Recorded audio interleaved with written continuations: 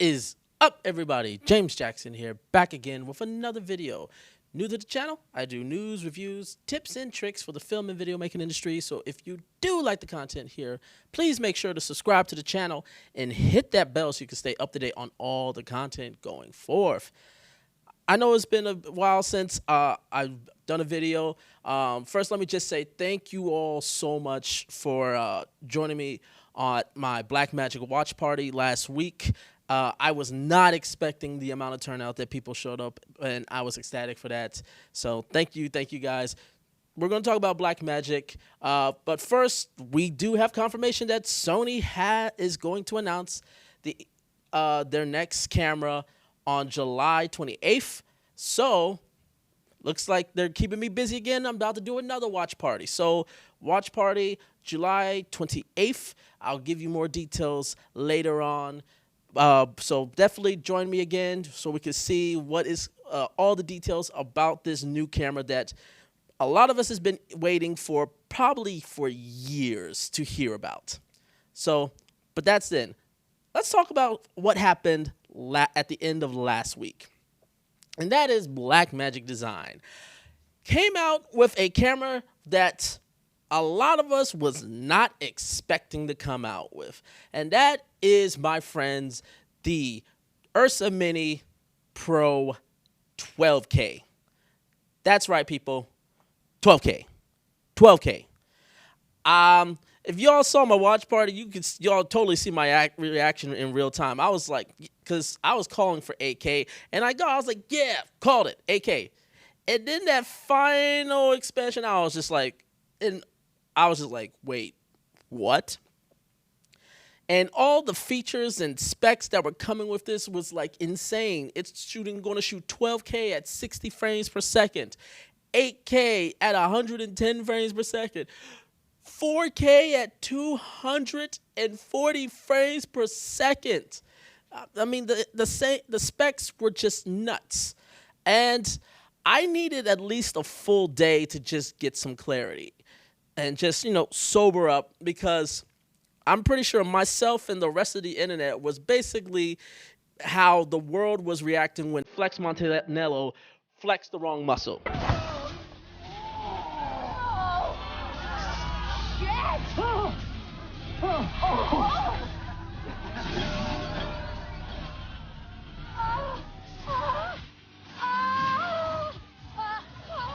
I think I flexed the wrong muscle. But anyways, so yeah, I needed a little bit more to clear up. And I gotta say, look, Blackmagic is once again pushing the boundaries of the industry, but they're also doing something very, very business savvy. But let's start off what I really love about this camera.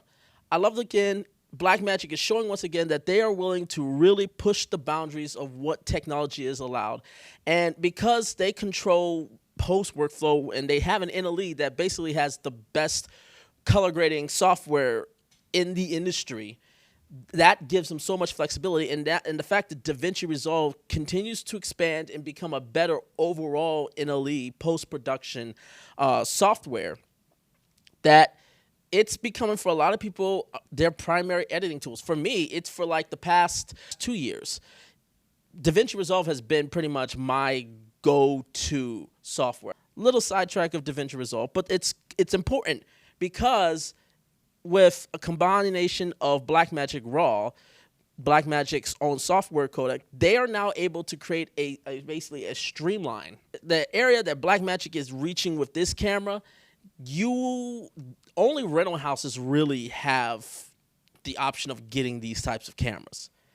And which also goes into that this is aimed at an industry that is very expensive. This is like the top tier, the highest of highs in terms of cinema production, film production, and just video production in general. With everything happening with the pandemic, a lot of these productions are not going to have budgets that they would normally have, not for a while. So Blackmagic, being clever that they are, here they are bringing a camera that can shoot as high of a resolution as it can at 12K for at the price that it can offer it for at $10,000. Combining that with the fact that they building it specifically to work with their color grading and their editing platform, it's going to make a lot of enticing people in the high end really seriously look at this camera. But the other thing I think that's great about this camera is the fact that they're going with a different sensor, or they're designing a sensor completely different. I'm so glad that they're going back to building their own sensors, because with the pocket cameras, as much as I love my pocket cameras, and I do, they are Sony sensors, and they're not necessarily sensors built by Blackmagic. This is Blackmagic going back to their roots with building a sensor from the ground up. When you have control of the sensors, control of the camera, it makes you being able to work with it so much easier. One of the big things is that it's not a Bayer sensor or a typical Bayer CMOS sensor. This is an RGB sensor. And the advantage of that is the fact that you can now scale RAW, which really up until recently was not possible at all. RAW for almost every other camera outside of, I believe, the Z6. Every other camera, you would have to, if you wanted to drop to a lower resolution, you would have to crop in of the sensor, because RAW was always just sensor data and it was just 1-to-1 pixel readout. What Blackmagic has done, given the fact that they can use Blackmagic RAW, and this is the only codec that's in this camera, which I will get to, that's also in my negatives, they can now drop resolution while scaling down to the resolution and still using this full sensor readout.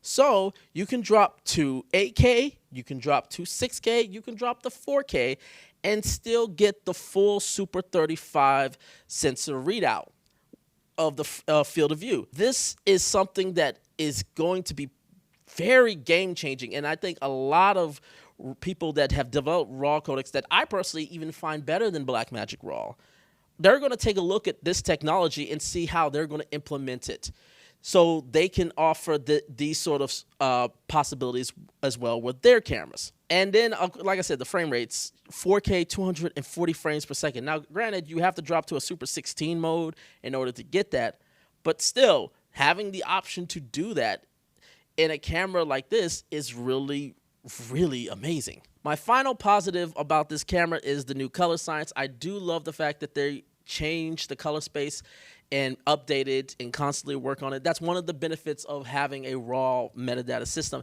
It's the fact that over time they can make changes and give you new color spaces and new color technology, and you can still use older cameras. Older cameras that have those raw codecs can benefit from the upgrade as well. So it's one of the benefits of RAW. Now, Blackmagic RAW is kind of a little bit different because it is partially debayered codec. It doesn't necessarily, it's not a fully bayered RAW codec. So there's some things you may not be able to change. But it's good to see that the color space and the color science is something that you can change with this, and the fact that they're going to put it into the older cameras, like the other Ursa Mini cameras, is a great thing as well. Let's get into some of the things that the sobering moments. Like I've said at the beginning, this camera is clearly not for me. And like I said, I'm glad that they're pushing the boundary of 12K, but for all my fellas out there, and I don't know if this is going to get me in trouble, but you know, for us, at least for me and a lot of fellas, you know that you got a woman that has a figure and a certain physiques and assets that we enjoy. And then you come across that woman that has too much of that assets, where it's just like, it makes you stop and go, whoa, okay, that's a bit too much. That's how I felt with 12K. This is the first time I've gotten to a camera that I went, okay, this is too much for me. I can only speak for me. Obviously, there's going to be people that this works for, and we'll get to that at the end. But for me, this the whole thing was like, it's a bit much because I can't see myself in so many in situations that I make a living off of, that I make money off of. I can't see myself in situations where this camera would be useful, or would be not necessarily useful. I guess the better term would be where it's needed, which is fine. The camera's not designed for me. The camera is designed for people that are in very, very niche sectors of video making and content creations. And that's perfectly fine. Just for me, the 12K was a bit too much. The other thing we got to talk about is the fact that, again, this camera does not have any autofocus, which I know a lot of you are going to be like, yeah, come on. Pros don't use autofocus. Again, bullshit. That is bullshit, but that's an argument for a different day. But the point I'm trying to make is, like, even though you may not be a big proponent of autofocus, you got to admit, when you're going in with these higher resolutions, you better nail critical focus. Because if you miss, and this is just with 4K, like if you miss 4K and you want to, say, reframe it, which is one of the reasons why you would want a 12K sensor for reframing, if you miss, you're in trouble. Now, think about it with 12K. I mean, your AC better be like a top-notch AC, because if you miss focus in 12K, you're in trouble. And that's one of the things about it. It's just like, it's a great resolution, but you got to be really on your A game with focus pulling. You better have some good monitoring, and I would definitely say get an external monitor, because I've had plenty of experiences with the Ursa Minis and Ursa Mini Pros, and everybody that I know that owns an Ursa Mini Pro, they all use external monitors, because the monitor that comes with the cameras, they typically don't do well in terms of trying to pull focus and being used as a reference when pulling focus. And I'm going to make one and only one comparison to the R5, because really this shouldn't be a comparison. These are two different cameras in two different markets that shouldn't be compared. But this is the one thing I will talk about and say. Say what you want about the R5. I know a lot of people have a lot to say about the R5. But having that ability to track focus, face track, not only face track, but eye track in 8K is going to be substantially important when you're dealing with high resolutions with things like this. And it makes a whole difference in terms of just workflow.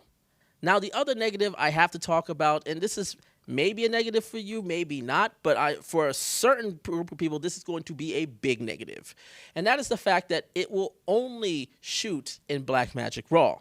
There is no ProRes option anymore in this camera. For most people, they're going to say, hey, Blackmagic RAW is a much efficient codec. It's easier, and I get metadata control. And if you are a DaVinci Resolve user like myself, that makes all the sense in the world. You get to fully utilize it. And even if you're a Premiere Pro user, you'll get to still utilize it. It doesn't work as well in Premiere as it does in Resolve, but you can still utilize it. However, if you are a Final Cut user, this camera sucks, because the only option then you have is to go to an external recorder using the 12G out, which will only give you 4K 60. So all the really major benefits of this camera is not usable for you if you are a Final Cut user. For all those people that may work in Final Cut, because Blackmagic RAW is not supported in Final Cut currently. Now, obviously, this probably could change in the future, but as long as Apple's really pushing their RAW codec primarily first, I don't see them putting in Blackmagic RAW anytime in the near future. And I'm not a really big fan of Final Cut 10, but I know a lot of people who do use Final Cut because it works extremely well for all you Mac users. PC for the win. It's just something that you need to be aware of. There is no option to record ProRes or DNX in this camera. You basically have to work with Blackmagic RAW, which means Final Cut is pretty much a no-go option. So if that is your go-to editor, you're going to either have to basically look at Premiere Pro or more likely DaVinci Resolve, or you're just not going to get the camera. Because I don't know if you guys saw the data, but We're talking just from a 12:1, a 241 megabytes per second. Not megabits, megabytes. Put that in perspective of just how much data is this going through. At 241 megabytes per second, which is the 12:1 option in 12K, you are looking at 1,918 megabits per second. And if you don't understand what that means, you're essentially recording almost at the same rate that the R5 is filming 8K RAW. Maybe a little bit less, actually. But you're not that far off from Canon's R5's 12-bit RAW recording. Even at the Q5, which is the most compressed option you can have, you're having anywhere between 576 megabits per second to 1.4 gigabits per second of writing speed, which goes into another problem that I have with this camera, and that is the fact that it still only uses Cfast 2.0 cards, which I think only Q5, it can maybe handle Q5, and that's really pushing the brakes of it. And that's if you're doing like a real standard. Otherwise, CFExpress cards can't handle it. Now you can write to both if you want to, but you're going to run out of data incredibly quickly to do this. Now there is an option to go with the newer SSD cards that can handle this writing speed. I don't understand why they didn't go with CFExpress. They cost the same amount as a Cfast card, yet they do almost 3 times as fast as a Cfast card. But for some reason, they didn't put that in there. I guess they wanted to make it an easy transition from, I guess, other owners of Ursa Minis. That's fine, but I would rather have the technology that's going to give me the best workflow for that than necessarily just transition. I don't mind transition media cards. I know a lot of people do, but for me personally, I would rather have media cards that are better suited for the type of work that we're doing rather than just using the same cards because you're just doing it for convenience sakes. So who do I think this camera is for? Well, I personally think VFX houses are going to love this camera. They are absolutely going to love it. VFX houses, gaming, like Epic Games that are using the what are they called? The stage rooms. The technology that is being used in shows like The Mandalorian. Which, by the way, that show. I love The Mandalorian. I'm looking to definitely, side note, but I got to just say this quickly. I'm looking to do like a whole series of reactions and reviews of season 2 of The Mandalorian. If this is something that you're interested in, please let me know down below. All right, back to our regular scheduled program. I also think sporting events, and I'm talking about the big events like the NFL, the NBA, World Cup, the Olympics, they're all going to love this camera. The X Games, I think the X Games are going to love this camera as well. So they can get all that resolution and be able to still punch in and be able to slow things down to where they can see exactly where an event happens on the field. I think this is going to do numbers in the sporting world as well. And then, of course, it's going to be high-end cinema, Hollywood, like blockbuster films that are really big on high frame rates, that still want that quality of sharpness and details, that may be also using like a lot of CG technology. I think that is going to be a big deal in those markets. For people like me who should do more corporate videos, who do more weddings, music videos, and short independent films, it's a nice little thing to dream about, but it's not necessarily something for me, and that's perfectly fine. I'm glad Blackmagic is really tackling this industry, and I think this is something that is going to really do well for them. But let me know what you guys think. What are your guys' thoughts on the Ursa Mini Pro 12K? Let me know. Leave a like. Leave a comment below. Make sure to hit that subscribe button. And until next time, take care, everyone.